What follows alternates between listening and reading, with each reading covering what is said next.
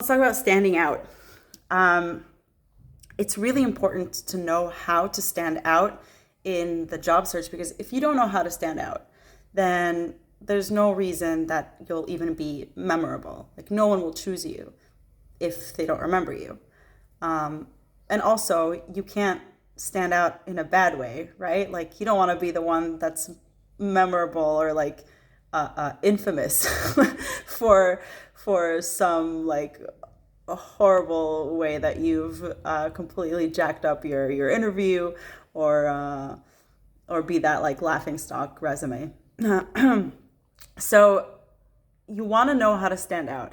And the good news is that like most people are so freaking bland because they're so busy trying to blend in and trying to be just like everyone else and trying to just be okay, and they're most people are just really preoccupied with survival, that they don't think about, or they feel, or they don't have the resources to elevate their game to that next level, which will help them stand out. So that's good news for you, because if you understand this and you put in just that little bit more thought and effort and intention into standing out the right way in your job search, then you can win pretty easily, even against people who are just as qualified as you, maybe even more qualified than you, but haven't like cracked the game. Okay, so I want to go over 3 ways that you might be inadvertently messing up standing out in the right way, and things that I see happening a lot, or like that I see a lot of people doing, that sort of keep them from being better, okay, and from really like bringing that A game that's needed. Okay, real quick, this is especially true when you're trying to create a leap in your career. So maybe when you're trying to do the exact same thing that you've done until now, you don't need that much of a boost because it's just more of the same. But the second you're trying to elevate and sort of break through to the next level of your career, maybe you're trying to break into a new industry. Like my clients always, they're trying to break into tech from whatever industry they're in, or maybe it's that next promotion or title or whatever. When you're having that jump, then you need to step up your game accordingly, okay? The bigger the gap between where you are and what you've done until now and where you're trying to go, the more you're gonna have to like really, really nail how you conduct your job search, okay? Okay, so let's quickly get into the 3 things. The first thing that I see people doing that kind of prevents them from bringing their A game is they try to take shortcuts. It can look like just sitting on LinkedIn and like submitting your resume over and over again to like any like job posting that you see. Click, click, click, click, click, click, click. Clicking, uploading, apply. It's a very low effort activity, which is why that's what most people do. When they say like, oh, I've been working all day on my job search, that's what they mean. Like, I've been clicking all day.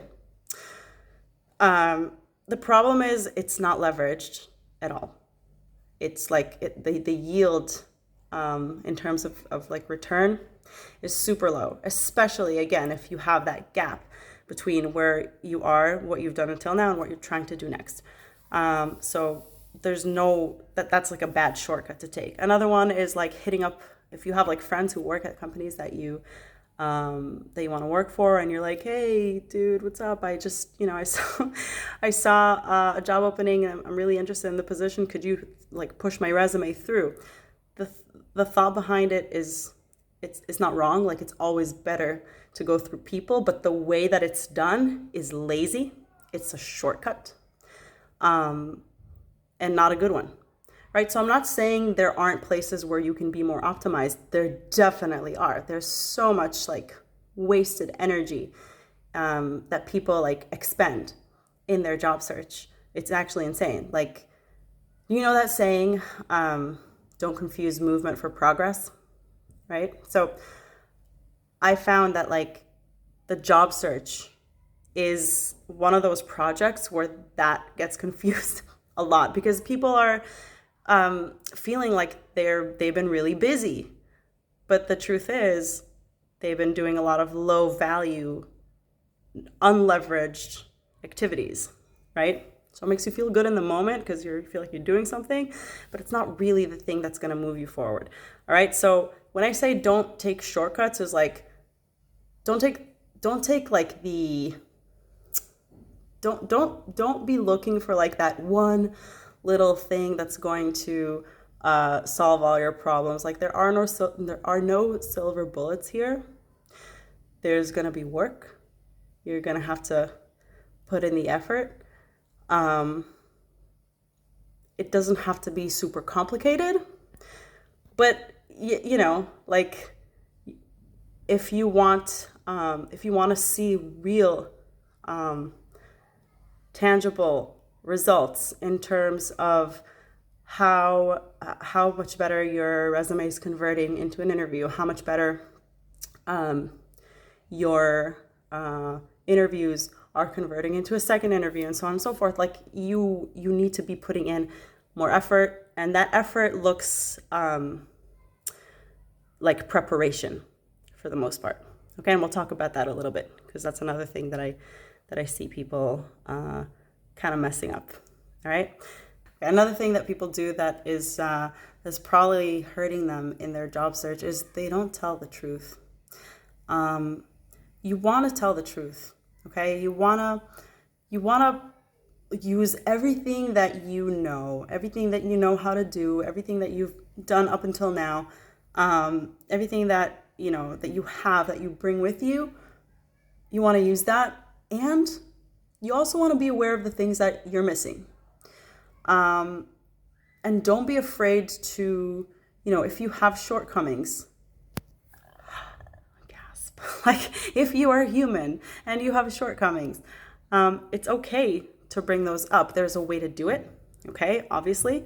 There is a way to frame everything in a way that's productive for you, but you want to use all of who and what you are and everything that you bring, and leverage it towards getting you to that next step in your job search. And what you don't want to be doing is trying to use something that you don't have, right? Lying on your resume, for example, is a very common thing people do because they're not confident enough.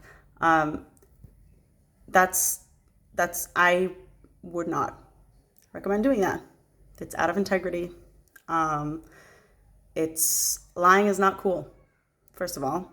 And in terms of like a long-term strategy, it's almost always counterproductive. Like it will just hurt you. It will just hurt you. No good can come of lying, believe me. Okay, there's just such a liberating relief that comes when you know that you're 100% in alignment with the truth, and the truth is on your side, and you have nothing to hide. And when you progress through the stages of interviews, and when you progress through the stages of the job search with a certain company, and you have brought nothing but the truth, it's like an amazing feeling because you feel at home, you feel comfortable. There is no imposter syndrome. You don't have that, oh my gosh, like I told them this, but really like I need to catch up on that. No. You don't have that nagging doubt of like, do they really love me for me? To compare it to romantic relationships. Like if you pretend to be someone else in like a dating scenario, then you will always have to wonder because you haven't shown them you. And it's the same thing with the job search. You will obviously want to carry yourself with a little bit differently than you would on a date, but a lot of the principles are similar. Okay, and the third thing that I will talk about today, even though there's like a lot more, that gets in people's ways and keeps them from really like optimizing and being better at their job search and standing out, like we talked about, is they're kind of winging it. And this is what most people do. And that will play in your favor, as I said in the beginning, right? Because if most people are winging it and you're the one who comes in with intention and planning and like, you really don't have to do that crazy level of planning to wow people, because the standard is just so freaking low, right? And it's low because most people are winging it. Most people are like, oh, I'll pay like 50, 100, 200 bucks for somebody to like write my resume. And then like that person isn't even like, they write pretty words, but the resume isn't really optimized for the job that you're seeking, because there's a way to do that. Resume writing isn't regular writing. It's like a very specific form of copywriting. It's meant to elicit a very specific reaction in the reader and get them to take action. That's not regular writing, okay? That's marketing. And most people don't really understand that. Another way of being lazy and sloppy and kind of winging it is saying like, oh, I'll just show up to the interview and like answer their questions. No, like you want to, first of all, you want to have like the questions that come up all the time need to be like automatic. Like I need to be able to like shake you awake at night and ask you, like, why did you leave your last workplace? And you will give me a response that is like refined, that is eloquent, that is authentic, right? Because we talked about telling the truth. And that ties it into why you are super qualified to do the role that you're seeking right now. Like that is something that any question that they could, that sort of repeats itself in many different interviews should be like basically memorized. And then you also, for each company that you're interviewing in, you want to be like prepared with your own set of questions. And those questions are there to serve a specific purpose, right? Like there are different types of questions that you ask in an interview that serve a different goal for you. So some of them are just things that you want to know because it's important for you to qualify them as a place that you actually want to work for. Some of them are things that you ask because when you get the job, you want to know how you're going to do the job to the best of your ability. You want to understand what that's like. So that's sort of like you wear the hat of almost like a freelancer of the role that you're applying for, and you're trying to understand like, what is the scope of this project? Like, what is a win for you? What are you guys up against, right? Another goal would be to brand you as somebody who asks good questions, right? Don't ask questions that you can Google the answers to, because that's a waste of everybody's time, right?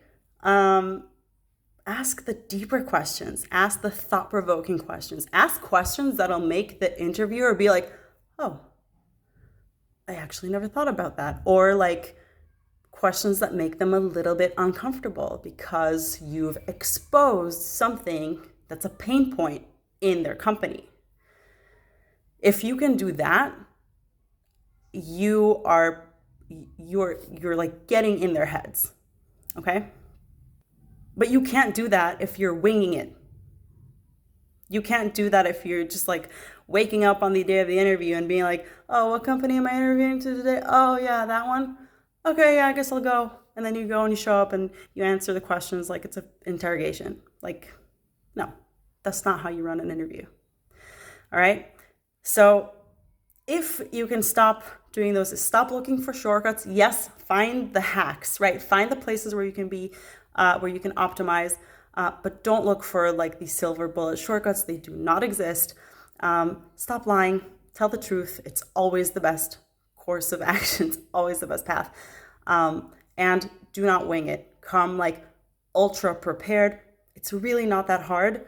And like a little bit of preparation goes a long way to making you stand out. All those things are going to make you stand out, are going to help you to just be so much better, because nobody is willing to do them. People are too afraid to tell the truth. People are too lazy to prepare. People are too impatient to not look for the silver bullet shortcuts. Like, use the fact that most people are so mediocre to your advantage. Be better. Don't be mediocre.